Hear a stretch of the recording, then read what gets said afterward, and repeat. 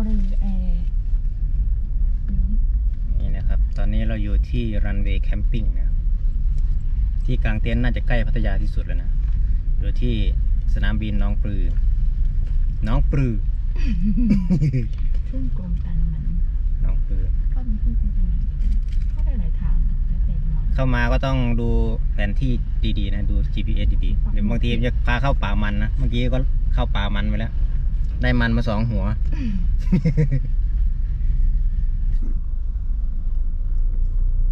นี่เป็นสีนี่อะไรวะห้องน้ำน่าจะใช่ห้องน้ำ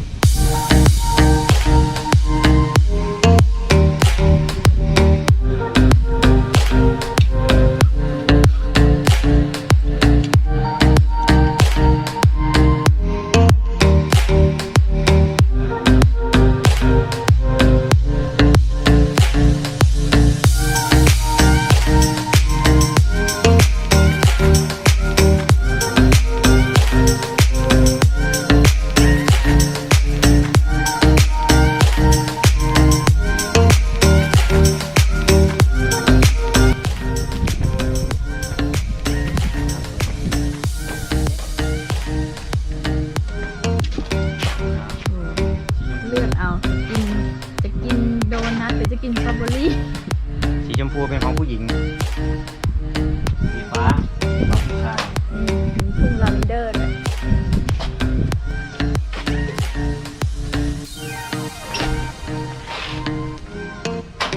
ดูดิโอ้ใช้ได้นะ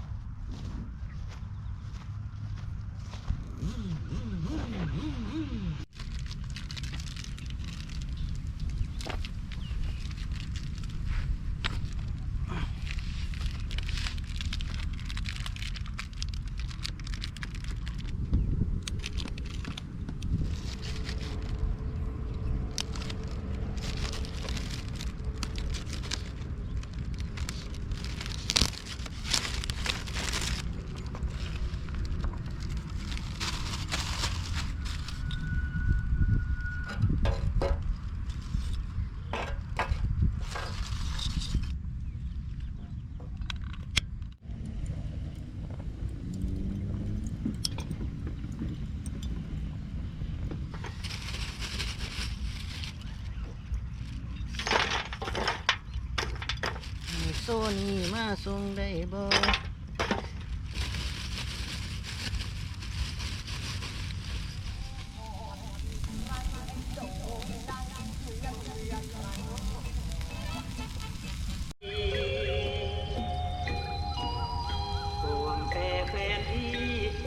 ไปเบื้องฟุ้ง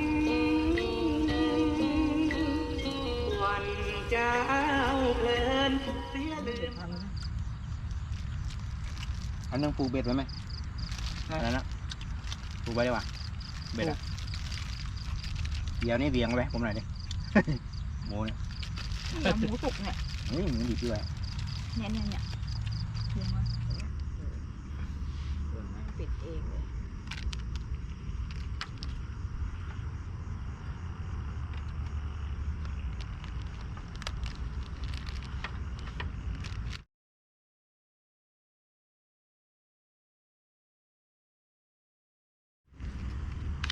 ดูบรรยากาศตอนเย็นหน่อยทนายตั้มไปบ้านผู้ใหญ่บ้าน